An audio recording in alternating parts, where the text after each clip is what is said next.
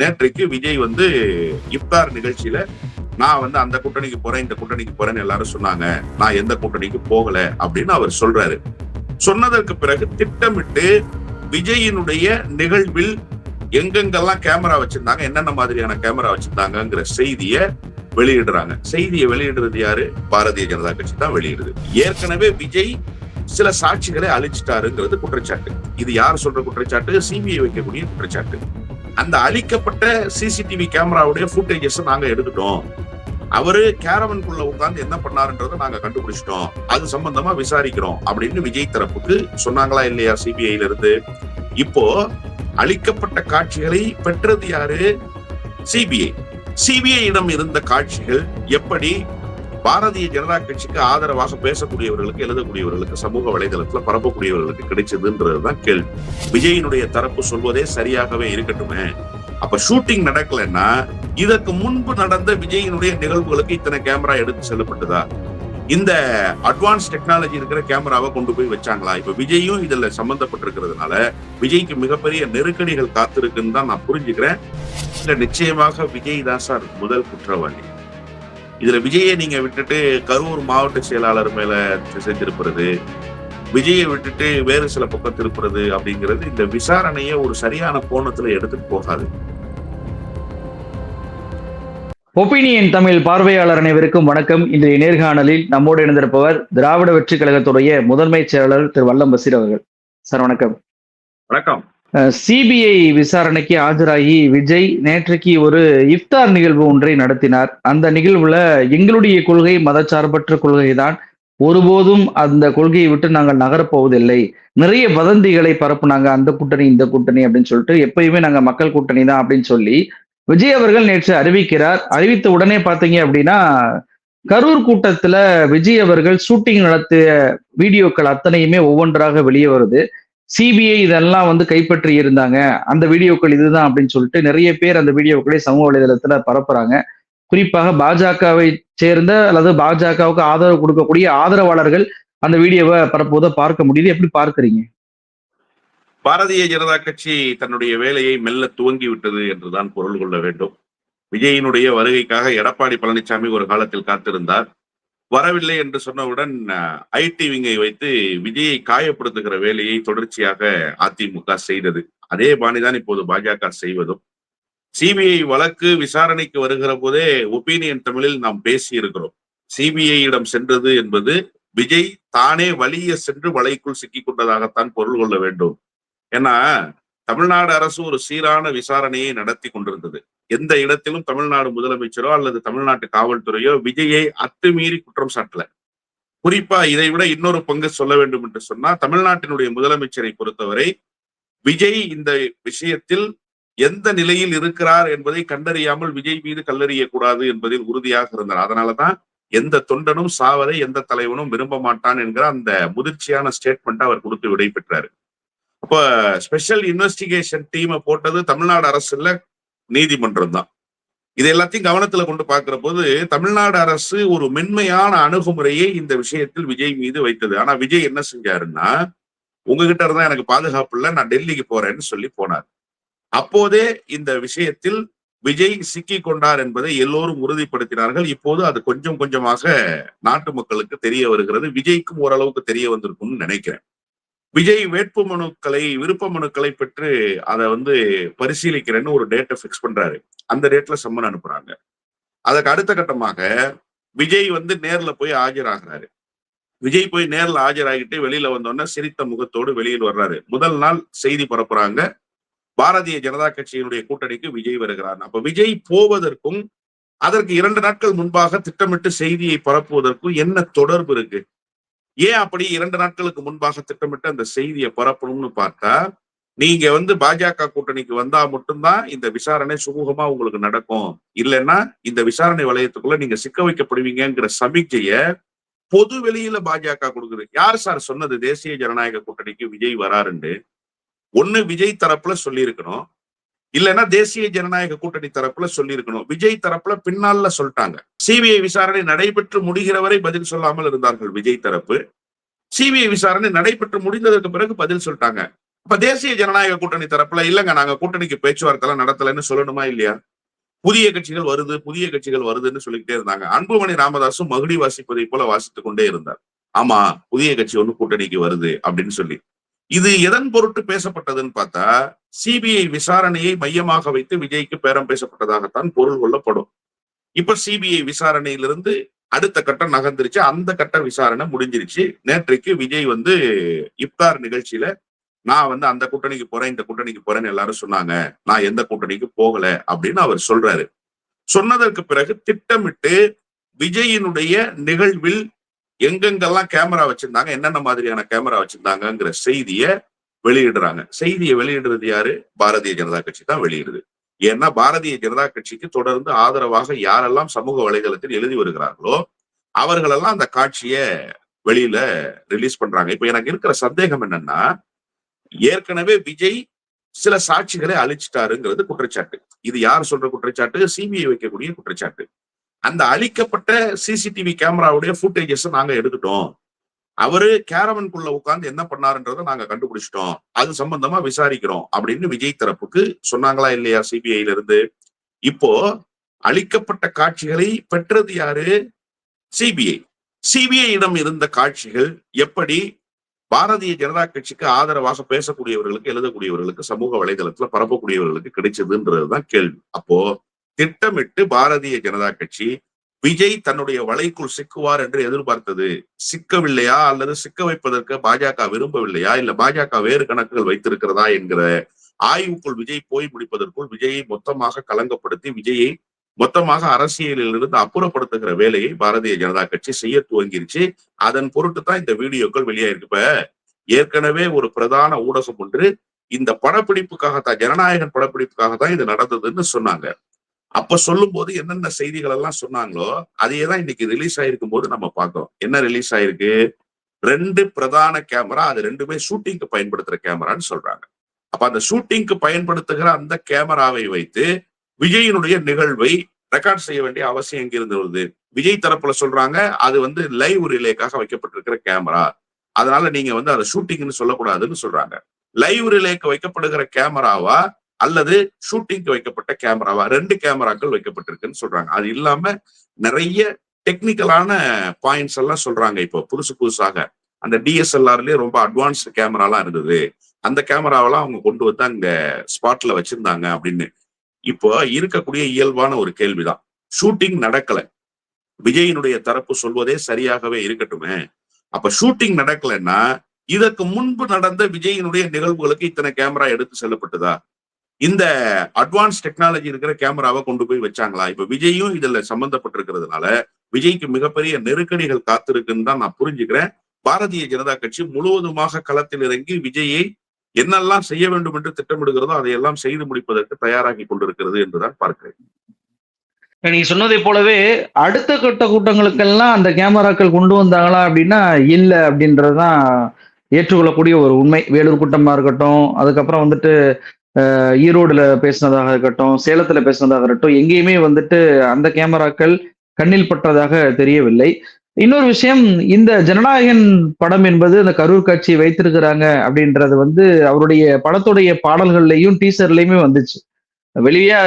வெளிப்படையா வைத்தா வந்து பிரச்சனையா என்பதற்காக கம்ப்யூட்டர் கிராபிக்ஸ் அடிப்படையில ஒரு பஸ், அந்த பஸ் மேல விஜய் நிக்கிற மாதிரி, சுத்தி மக்கள் இருக்கிற மாதிரி, கொடியை பிடிச்சிருக்கிற மாதிரி காட்சிகள்லாம் அவர் வச்சிருந்தாரு. அப்படின்றப்போ இப்போ நீங்க சொல்வதை போல சிபிஐ வசம் இருந்த அந்த வீடியோக்கள் பாஜக ஆதரவாளர்கள் கைக்கு போகுது அப்படின்னா, அதுவும் கூட்டணி இல்லை என்று தெரிந்தவுடன் வருது அப்படின்னா, அப்ப இந்த விசாரணை என்பது 41 உயிர்கள் பலியானதற்கு நீதி வேண்டி நடப்பதை காட்டிலும் பாஜக தன்னுடைய கூட்டணி அச்சாரத்திற்காக பயன்படுத்துது அப்படின்ற பார்வையும் வைக்கப்படுது.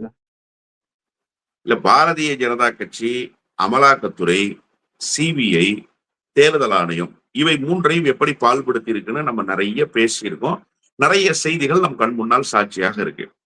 100 விழுக்காடு இந்த சிபிஐ விசாரணையை பாரதிய ஜனதா கட்சி தன்னுடைய அரசியல் லாப நட்ட கணக்குகளுக்காக தானே பயன்படுத்தும்.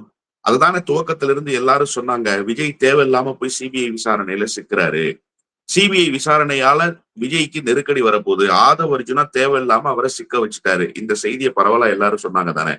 விஜய்க்கு அது புரிஞ்சுதா? புரியல. இப்பவாவது புரியுதான்னா விஜய் இன்னும் சில காலங்களில் புரிந்து கொள்ள வேண்டிய நேரம் என்பது ஒன்று வரும். இப்ப நீங்க ரொம்ப அழகா கேட்டீங்க. 41 உயிர்கள் பலியாயிருக்கு. இந்த 41 உயிர்களுக்கு நீதி பெற்று தர வேண்டும் என்பது சிபிஐயினுடைய நோக்கம். ஆனா சிபிஐக்கு அப்படி ஒரு நோக்கம் இருக்கிறதா நீங்க கருதுனீங்கன்னா உங்களுக்கு அரசியல் புரியலைன்னு அர்த்தம். சிபிஐக்கு என்ன நோக்கம்னா, பாரதிய ஜனதா கட்சிக்கு அரசியல் லாப நஷ்ட கணக்குகளை எப்படியெல்லாம் சரி செய்து கொடுக்க முடியும் என்பதுதான் சிபிஐயினுடைய கணக்கு. இப்ப சிபிஐ இந்த விசாரணையை எந்த கோணத்துல நடத்தினாங்கன்னு தான் நான் லைட்டா ஓவர் லைனா சொன்னேன். என்னன்னா, விருப்ப மனு கொடுத்தவர்களிடம் நேர்காணல்னு கூப்பிடுறாங்க. இவரை டெல்லிக்கு அழைச்சிருக்கிறாங்க அப்படின்னு சொன்ன உடனே டெல்லிக்கு அழைச்சிருக்கிறாங்கன்னு சொல்ல செய்தி ஒரு புதன்கிழமையாக இருந்தா திங்கட்கிழமை செவ்வாய்க்கிழமையில தேசிய ஜனநாயக கூட்டணிக்கு விஜய் வராருன்னு உலா வருது. இதை விட பாஜக எவ்வளவு கேவலமான அரசியலை செய்யும் பாருங்க. என்ன சொல்றாங்க பாஜக தரப்புல இருந்து இன்னொரு செய்திய, இவர் டெல்லிக்கு போறதுக்கு 4 நாட்களுக்கு முன்பு நடிகை திரிஷா டெல்லிக்கு போனாங்க. விமான நிலையத்தினுடைய வாயில்ல நின்று பத்திரிகையாளர்கள் அவர்கிட்ட கேட்கிறாங்க, நீங்க ஒரு திருமணத்துக்கு போயிருக்கீங்களா, அது குறித்த செய்தி சர்ச்சையாகிற அவங்க பதில் சொல்லாம போறாங்க. அவங்க டெல்லிக்கு போனாங்கன்னு உங்களுக்கு தெரியுமா? டெல்லிக்கு போனாங்கிற செய்தி எனக்கு தெரியுமா? அவங்க டெல்லிக்கு தான் போனாங்கிற செய்தியை பரப்புனது யாரு? அதுவும் பாரதிய ஜனதா கட்சி தான். இதோட நின்றாங்களா பாரதிய ஜனதா கட்சி? இன்னும் ஒரு படி மேல போறாங்க. கேரவன்ல எடுத்த ஃபுட்டேஜஸ்ல திரிஷா இருந்தாங்க, அந்த பஸ்ல திரிஷா இருந்தாங்கிற செய்திய திட்டமிட்டு பரப்புறாங்க. அது உண்மையாகவும் இருக்கலாம், பொய்யாகவும் இருக்கலாம். ஆனா இவ்வளவு நாட்களாக இந்த செய்தியை சொல்லலையே. ஏன் சொல்லல? அதே மாதிரி இந்த சிசிடிவி ஃபுட்டேஜஸ் எடுத்தாங்க இல்லையா, இந்த சிசிடிவி ஃபுட்டேஜஸ் எடுத்து எத்தனை நாள் ஆச்சு? வந்து பஸ்ஸினுடைய டயரை கொண்டு அளந்துட்டு போனீங்கல்ல, அந்த பஸ்ஸினுடைய படிக்கட்டுக்கும் தாழ்தளத்துக்கும் இருக்கக்கூடிய தரைதளத்துக்கும் இருக்கக்கூடிய இடைவெளி வரைக்கும் அளந்தீங்கல்ல, அந்த பஸ்ஸினுடைய ஆளாகலம் எல்லாம் அளந்து பாத்தீங்கல்ல, அப்பெல்லாம் பேசாத சிபிஐ, அப்பெல்லாம் இந்த செய்திகளை வெளியிடாத சிபிஐ, இப்போ திடீரென வெளியிடுவதனுடைய நோக்கம் என்ன? அப்ப 41 உயிர்கள் குறித்த கவலை சிபிஐ இருக்கா? இல்ல. பாரதிய ஜனதா கட்சிக்கு ஏதாவது நன்மை பயக்க முடியுமா என்கிற கவலை தான் சிபிஐக்கு இருக்கு. அப்ப சிபிஐ விசாரணையில விஜய் என்ன சொல்லி இருக்கிறாரு அப்படிங்கறதெல்லாம் பதிவு பண்ணி வச்சுக்கிட்டு, பாரதிய ஜனதா கட்சியினுடைய இச்சைகளுக்கு விஜய் அடிபணியாமல் போனாலோ அல்லது ஒத்து வராமல் போனாலோ, விஜய் அடிபணிய மாட்டாருங்கிற வார்த்தையை இங்க எடுபடாதுன்னு தான் நினைக்கிறேன். விஜயை ஒன்னும் அவ்வளவு கொள்கை ரீதியாக வளைக்க முடியாதுன்றதெல்லாம் இல்ல. விஜயை இவங்க கரெக்டா கனெக்ட் பண்ணலன்னு நான் நினைக்கிறேன். பாரதிய ஜனதா கட்சி ஒரு ஃபெயிலியர் ஆயிருக்கு. அவரை கரெக்டா கனெக்ட் ஏன் சார், எடப்பாடி பழனிசாமி அவ்வளவு பெரிய இன்ஃப்ராஸ்ட்ரக்சரை கையில வச்சுக்கிட்டு இருந்தவரு, ஆளுங்கட்சியாக இருந்தவரு, அவரையே இவருடைய வலைக்குள் சிக்க வைக்க முடிஞ்சுச்சுன்னா விஜய் ஏன் சிக்க வைக்க முடியாது? விஜயை இவங்க கரெக்டா காயின் பண்ணலன்னு நான் நினைக்கிறேன். அந்த காயின் சிக்காததுனால இப்ப விரக்தியின் வெளிப்பாடாக சிபிஐ என்ன பண்ணுதுன்னா, பாஜகவுக்கு ஆதரவாக எதுவும் செய்ய முடியலையேன்ற நோக்கத்துல இப்போ விஜயை மெல்ல மெல்ல பால்படுத்துகிற வேலையை செய்யறாங்க. தேசிய ஜனநாயக கூட்டணிக்கு வராருன்னு சொன்னாங்க, திரிஷா டெல்லி பயணம்னு சொன்னாங்க, திரிஷா அந்த கேரவன்ல இருந்தாங்கன்னு சொன்னாங்க. இப்போ சிசிடிவி ஃபுட்டேஜ்ல எடுக்கப்பட்ட காட்சிகளை வெளியிட்டு இது சினிமா படப்பிடிப்பு தான் சொல்றாங்க. இன்னும் போக போக விஜய் மீது என்னவெல்லாம் தேர்தலுக்கு முன்பாக சொல்ல போகிறார்கள் என்பதை பொறுத்து பார்க்கிறோம். இல்ல, வார்த்தைக்கு வார்த்தைக்கு பாஜகன்றீங்க. ஆனா தாவேக்கானர் வேற சொல்றாங்களே, இப்படி எல்லாம் அவதூறுகளை பரப்புவது. இப்ப விஜய் இப்படி அறிவிச்ச உடனே பாத்தீங்கன்னா திமுக தான் சரி செய்து இது மாதிரி ஃபுட்டேஜ்களை வெளியிடுறாங்க அப்படின்னு சொல்லிட்டு திமுக மீதான் அவங்க குறை சொல்றாங்க. அதாவது அண்ணன் செந்தில் பாலாஜிக்கு இந்த வழக்குல என்ன தொடர்பு இருக்கு? நேற்றைக்கு முன்தின அண்ணன் செந்தில் பாலாஜி போய் இந்த வழக்குல ஆஜரானார். அவரிடத்துல 96 கேள்விகள் கேட்கப்பட்டது. யார் சொல்றது? டெல்லியில இருக்கிற ஒரு பிரதான ஊடகவியலாளர் சொல்றாரு. நான் பேரெல்லாம் சொல்ல விரும்பல. 96 கேள்விகளுக்கும் அவர் இல்லை இல்லை இல்லை என்று பதிலளித்தார். தெரியாது தெரியாது தெரியாது என்று பதிலளித்தார்னு சொல்றாங்க. ஆனா வெளியில அண்ணன் செந்தில் பாலாஜி சிபிஐ விசாரணைக்கு நான் முழு கோஆபரேஷன் பண்ணிருக்கேன், முழுமையாக நான் சிபிஐ விசாரணைக்கு ஒத்துழைப்பு கொடுத்திருக்கிறேன்னு மலர்ந்த முகத்தோடு பேசுற காட்சியை நம்ம பாக்குறோம். இப்ப சிபிஐ விசாரணையில என்ன கேட்டாங்க, நான் என்ன பதில் சொன்னேன், சிபிஐ விசாரணையில என்ன நடந்ததுன்றத அந்த செந்தில் பாலாஜி சொல்லிட்டாரு. விஜயனுடைய தரப்பு 3 முறை சிபிஐ விசாரணைக்கு போனாங்க. ஒரு முறை ஆதவ் அர்ஜுனா, அண்ணன் புஷி ஆனந்த், விஜய் இவங்க தரப்பு போனாங்க. அதன் பிறகு 2 முறை விஜயனுடைய தரப்பு போயிட்டு வந்துட்டாங்க.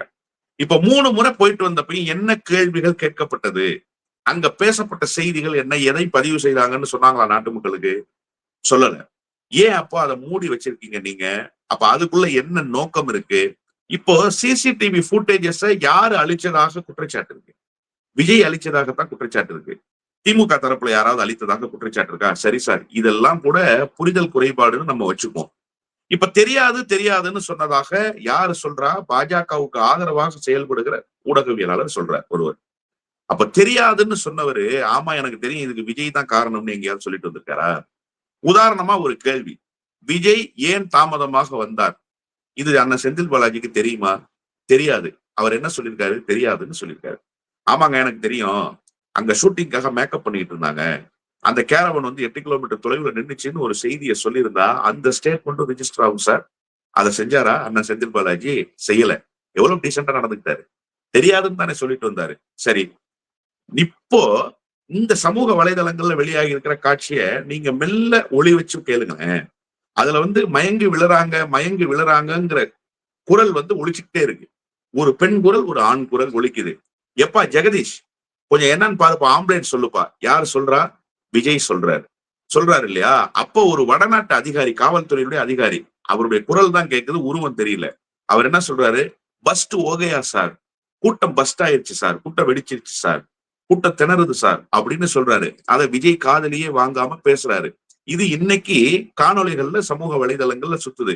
இதற்கு முன்பு அண்ணன் செந்தில் பாலாஜிக்கு இது கிடைக்காமலா இருந்திருக்கும். இதற்கு முன்பு அண்ணன் செந்தில் பாலாஜியுடைய கவனத்துக்கு இது வராமலா இருந்திருக்கும். ஆனா அங்க சொன்னாரா சிபிஐல? உங்களை மாட்டி விடணும்னு நினைச்சாங்களா? நான் அதனாலதான் சொன்னேன், துவக்கத்தில் இருந்து விஜய்க்கு இதுல என்ன சம்பந்தம் இருக்குங்கிறதே தமிழ்நாடு அரசு எதுவுமே சொல்லல. விஜய் தாமதமாக வந்தார், கூட்ட நெரிசல் ஏற்பட்டதுங்கிற நிலையில தான் போச்சு. மின்சாரம் வந்து தடைப்பட்டதற்கு, துண்டிக்கப்பட்டதற்கு காரணம் மேல உட்கார்ந்திருந்த தம்பிகள் தொப்பு தொப்புன்னு கீழே விழுந்தாங்கன்னு அருணா ஜெகதீசன் முதற்கட்டமாக ஆய்வு செஞ்சுட்டு வந்தாங்க. இதுதான் அங்க நடந்த சம்பவம். இதுதான் திமுக தரப்புல இருந்து சொல்லப்பட்டிருக்க செய்தி. சிசிடிவி புட்டேஜஸ் சிபிஐ வெளியிட்டா திமுக என்ன சார் செய்யும்? திமுக கட்டுப்பாட்டுல இருக்கா சிபிஐ? திரிசா டெல்லிக்கு போனாங்கிற செய்தியை திமுக சொல்லிச்சா? ஏர்போர்ட்ல என்ன திமுக கண்ட்ரோல்ல இருக்கா? இது அண்ணாமலை சொன்னது மாதிரிலாம் இருக்கு. முதலீடுகளை ஈர்ப்பதற்காக அமீரக பயணம் மேற்கொண்டா இங்க இருந்து பிளைட்ல பணத்தை எடுத்துட்டு போயிட்டாருன்னு சொன்னாயோ, ஏர்போர்ட்ல யார் செக்கிங் ஆபீசரு, இமிகிரேஷன் யார் கண்ட்ரோல்ல இருக்குன்னு கேட்டமா இல்லையா? அந்த மாதிரியான கேள்விதான். முதல்ல விஜயினுடைய தம்பிகள் ஒரு செய்தியை புரிஞ்சுக்கணும். திமுகவுக்கு நீங்க எதிரிகள் அல்ல. திமுகவுக்கு உங்களை அழிக்கணும்ன்ற நோக்கம் இல்ல.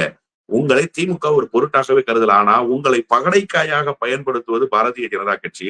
அதையாவது கொஞ்சம் உள்வாங்கி கொண்டு, உங்க தலைவர் தான் ஜனநாயகனுக்கு எதிராக பாரதிய ஜனதா கட்சி எல்லா வேலைகளையும் செய்தா அதற்காக நான் பேச மாட்டேன்னு சொல்றாரு. நீங்களும் அப்படியே இருப்பது, நீங்களும் அப்படியே இயங்குவது.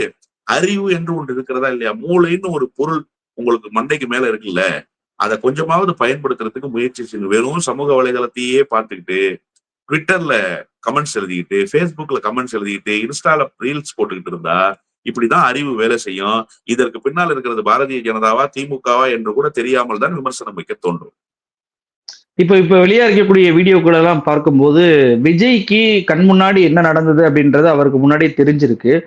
விஜய் குற்றச்சாட்டு புதுசா என்ன வைக்கிறாங்க அப்படின்னா, அவர் ஏன் உடனே வந்து கரூருக்கு போகல, ஏன் கரூர் சம்பவம் பற்றி உடனே பேசாததற்கு காரணம் என்ன, அந்த ஆதாரங்களை எல்லாம் அவர் அழிக்கணும்னு முயற்சி எடுத்திருக்கிறாரு. ஏற்கனவே பஸ்ல இருந்து 2 சிசிடிவி கேமராக்கள் ஆதாரங்களை அவர் அகற்றி இருக்கிறாரு அப்படின்ற குற்றச்சாட்டுகளை வச்சிருக்கிறாங்க. இப்படிலாம் அகற்றின பிறகுதான், அந்த டைம் எல்லாம் எடுத்துக்கிட்ட பிறகுதான் இதை திமுக மீது பழி போடுவதற்கு அவர் 3 நாள் கழிச்சு வீடியோவை வெளியிட்டார் அப்படின்ற குற்றச்சாட்டை இப்ப எழுதுறாங்க.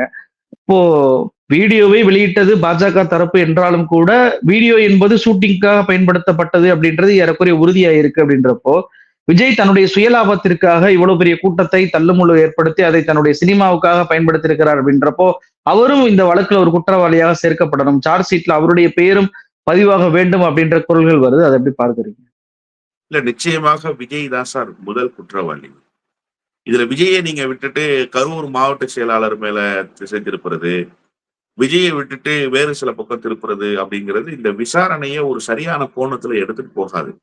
தமிழ்நாடு அரசுக்கு ஒரு குழப்பம் இருந்தது, காவல்துறைக்கு ஒரு குழப்பம் இருந்தது. ஏன்னா இனிஷியல் ஸ்டேஜ், நீங்க நல்லா ஒரு விஷயத்த புரிஞ்சுக்கணும். ஃபர்ஸ்ட் இன்வெஸ்டிகேஷன் ரிப்போர்ட் ஃபைல் பண்ணும்போது என்னென்ன நடந்திருக்குன்றது தெரியாது.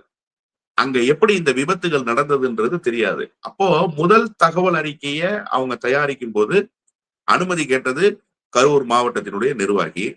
அவருடைய பேரால் தான் அனுமதி கொடுக்கப்பட்டது. அவர் தான் இதுக்கு பொறுப்புன்றதுனால முதல்ல அவரை சார்ஜ் ஷீட்ல கொண்டு வந்து சேர்த்தாங்க. அதை அப்படியே கேரி ஃபார்வர்ட் பண்ணி சிபிஐ கொண்டு போனாங்க. தாமதமாக வந்தது கரூர் மாவட்ட நிர்வாகியினுடைய தவறா? கூட்ட நெரிசல்ல தள்ளுமுள்ளு ஏற்பட்டுச்சுன்னு சொன்னதற்கு பிறகு கூட்டத்தை நிறுத்தாம கூட்டத்தை கண்டினியூ பண்ணது கரூர் மாவட்ட நிர்வாகியினுடைய தவறா? இல்ல நான் வந்து லைட் ஆஃப் பண்ணி போட்டுட்டு தன்னை ஒரு தேவதூதன் போல காட்டி கொண்டது கரூர் மாவட்ட நிர்வாகியினுடைய தவறா? இப்படி எல்லா தவறுகளையும் பின்னாளில் வரிசையாக செய்தது விஜய் தான் தெரிய வந்துச்சுல. இப்ப சிபிஐ என்ன பண்ணிருக்கணும்? தமிழ்நாடு காவல்துறை ஃபைல் பண்ண எஃப்ஐஆர் வச்சுக்கிட்டே நீங்க கேரி ஃபார்வர்ட் பண்ணி விசாரணையை அடுத்த கட்டத்துக்கு நகர்த்தும் போது விசாரணையில உங்களுக்கு புதிய தகவல்கள் கிடைக்க வருது இல்ல. ஆதவ அர்ஜுன் சொன்ன ஸ்டேட்மெண்ட்டும் புஷியானந்த் சொன்ன ஸ்டேட்மெண்ட்டும் முன்னுக்கு பின் முரணா இருக்குன்னு சொன்னது யாரு? சிபிஐ தானே சொன்னுச்சு. அப்ப முன்னுக்கு பின் முரணா இருக்கிற ஸ்டேட்மெண்ட்டை நீங்க விஜயோடு ஒப்பிட்டு பார்த்தா விஜய் என்ன சொல்லியிருக்காரு, இவங்க 2 பேர் என்ன சொல்லியிருக்காங்கன்னு தெரிஞ்சிருக்கும்ல. அண்ணன் செந்தில் பாலாஜியை சம்பந்தமே இல்லாம இந்த வழக்குல கோத்தாங்கல்ல. அவருக்கு என்ன தொடர்பு இருக்கு? அவர் அங்கு வராமல் போயிருந்தால் உயிர் பலிகள் இன்னும் கூடுதலாக போயிருக்கும். அவர் நேரடியா களத்துக்கு வரல, அது வேறு செய்தி. அவர் ஆம்புலன்ஸ் வாகனங்கள் அனுப்பிச்சாரு, தன்னார்வலர்கள் அனுப்பிச்சாரு, மருத்துவமனையில இருந்து ஒரு பெரிய டீமை எடுத்து போட்டாரு. மருத்துவமனையை முழு வீச்சில போர்க்கால அடிப்படையில செயல்படுவதற்கு எல்லா வகையிலும் அவர் துணை நின்றாரு. இதுல அவர் மேல ஒரு விசாரணைன்னு சொல்லி அவருக்கு ஒரு சம்மன் அனுப்பிச்சு அவரையும் கூப்பிட்டுருக்காங்க. இப்ப என்னன்னா விஜயை விசாரணை வளையத்துக்கும் சிபிஐ கொண்டு வந்துருவாங்க. நீங்க கேட்டீங்கல்ல, கொண்டு வராம இருக்கிறது சரியா இருக்குமா, கொண்டு வரணும்னு ஒரு குரல் எழுது. இனிமேல் தான் சேர்ப்பாங்க. விஜய்க்கு ஒரு கிரேஸ் பீரியட் கொடுத்தாங்க சிபிஐல. அந்த கிரேஸ் பீரியட் விஜய்க்கு முடிஞ்சிருச்சு. இப்ப இந்த கிரேஸ் பீரியட் முடிந்ததற்கு பிறகு விஜய்க்கு புதிய நெருக்கடிகள் நான் காத்திருக்குன்னு சொன்னல, அதெல்லாம் இந்த ரூபத்துல வரப்போற நெருக்கடிகள் தான். இப்ப என்ன பண்ணுவாங்கன்னா விஜயை கொண்டு வந்து இந்த லிஸ்ட்ல ஆட் பண்ணுவாங்க. விஜயினாலதான் தாமதம் வந்ததுன்றத முழுமையாக பதிவு செய்திருக்காங்க. அதெல்லாம் அடுத்த கட்டமாக நகரும். விஜய் இன்னும் பெரிய நெருக்கடிகளை இதன் மூலமாக சந்திக்க போகிறார் என்பது உறுதி. அதை சிபிஐ மூலமாகவே உறுதி செய்வார்கள். நிகழ்ச்சியில் கலந்து கொண்டு பல்வேறு தகவலை நம்ம நேற்று பகிர்ந்துட்டீங்க. ரொம்ப நன்றி. நன்றி.